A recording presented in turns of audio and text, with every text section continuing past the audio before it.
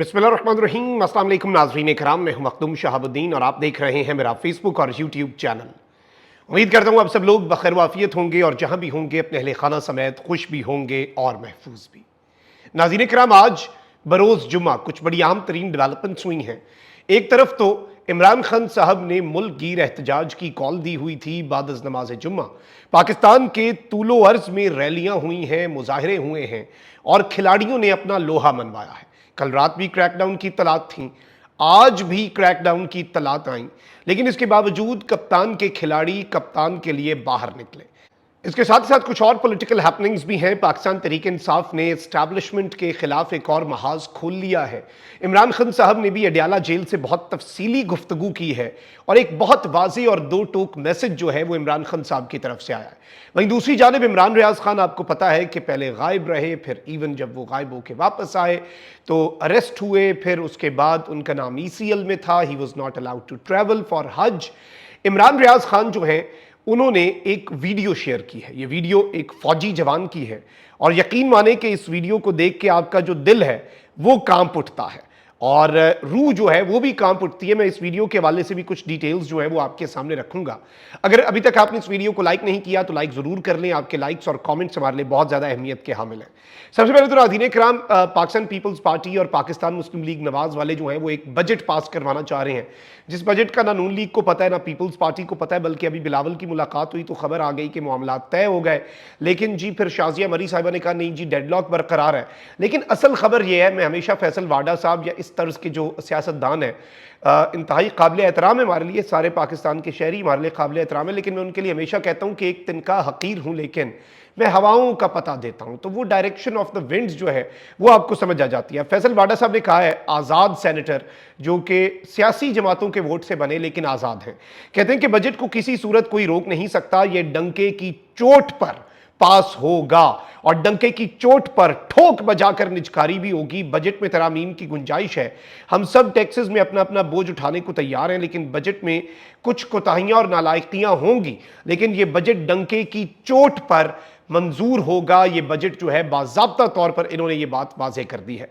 अच्छा, वहीं दूसरी जानिब आज मैं आपके सामने डिटेल्स रखूं तो एक तरफ तो आपको पता है कि जो लंदन प्लान है उसके हवाले से जो चीज़ें हैं और जो मोहम्मद जुबैर ने दावे किए, अब पाकिस्तान तहरीक इंसाफ ने लंदन प्लान के हवाले से मुक्तदरा को टफ टाइम देने का फैसला किया और पाकिस्तान तहरीक इंसाफ की एक स्टेटमेंट है जो कि इसके ऊपर आई है। पाकिस्तान तहरीक इंसाफ ने बतौर आर्मी चीफ अपने हल्फ से रूगर्दानी करने और अदालती सजा याफ्ता नवाज शरीफ के साथ मिलकर मुंतखब आईनी और जमहूरी हुकूमत के खिलाफ साजिश करने पर जनरल रिटायर्ड कमर जावेद बाजवा को कटहरे में खड़ा करने का मुतालबा कर दिया है और अफवाज पाकिस्तान को बराह रास्त सियासत में मुलव्वस करने, फौज की साख और मुल्की सालमियत को खतरे में डालने पर जनरल रिटायर्ड कमर जावेद बाजवा के कोर्ट मार्शल का मुतालबा किया गया है।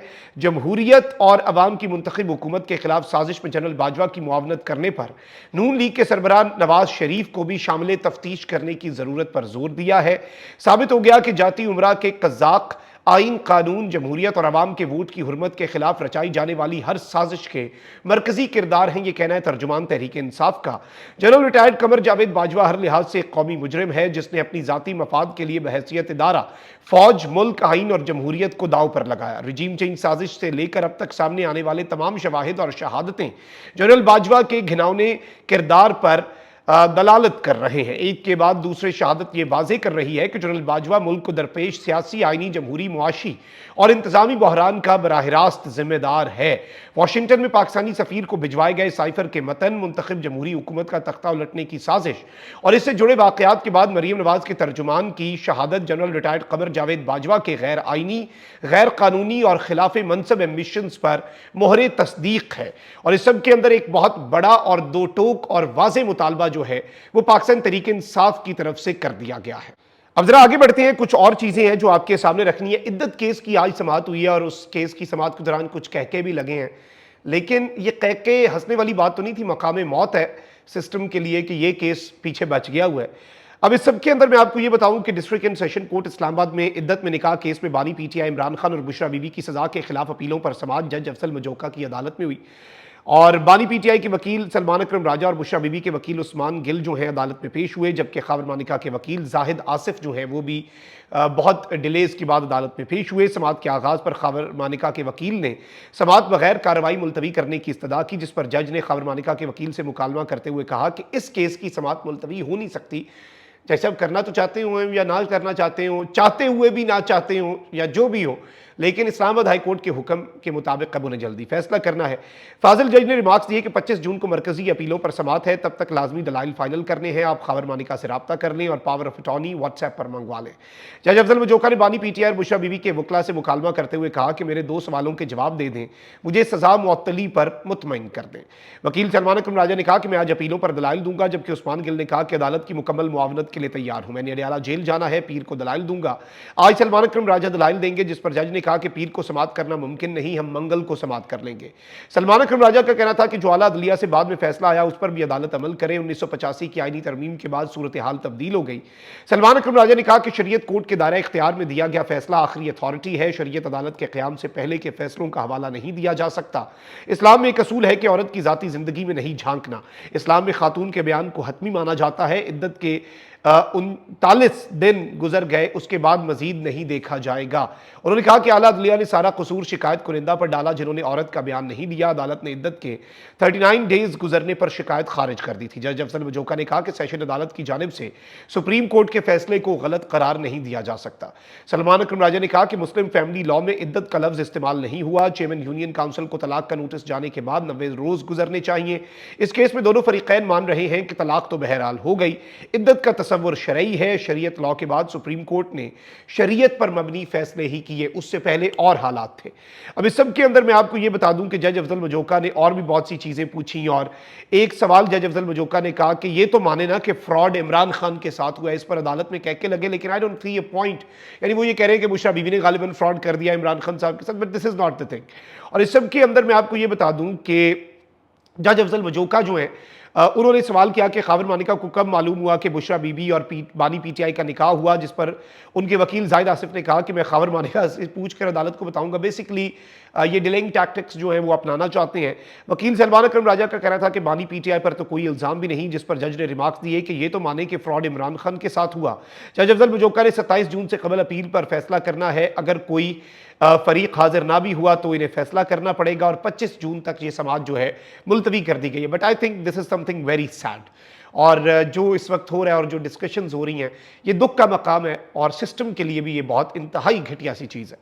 اچھا اب ذرا آ جاتے ہیں، آج کل رات سے کچھ پکڑ دھکڑ کی اطلاعات تھیں، لیکن آج ایک مرتبہ پھر پکڑ دھکڑ ہوئی، لیکن کپتان کے کھلاڑیوں نے اپنا لوہا منوایا۔ چنیوٹ کی عوام سے لے کر فیصل آباد اور وادی تیرہ میں عوام کا جمع غفیر باہر آیا، ڈیرہ غازی خان میں پتہ نہیں کہاں کہاں پر، یعنی اگر میں لسٹ آپ کے سامنے رکھنا شروع کر دوں یا ایک پوری فہرست بنانا شروع کر دوں، although ابھی سیالکوٹ کے اندر جب نکلے تو ایک مرتبہ پھر عمر ڈار ریحانہ ڈار جو ہے ان کا محاصرہ کر لیا گیا، ان کے گھر کا جناح ہاؤس سیالکوٹ کا محاصرہ کر لیا پولیس نے۔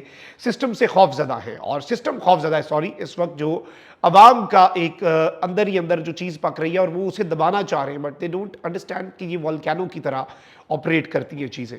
اچھا بھائی، دوسری جانب پنجاب کے اندر دفعہ 144 جو ہے وہ نافذ کر دی گئی ہے، اس کے تحت اجتماعات، ریلیوں اور جلسوں پر پابندی عائد کر دی گئی ہے، اور پنجاب میں مظاہروں اور دھرنوں پر بھی پابندی ہوگی۔ سیکیورٹی وجوہات کی بنیاد پر یہ پابندی عائد کی گئی ہے، 7 روز کے لیے یہ پابندی ہے۔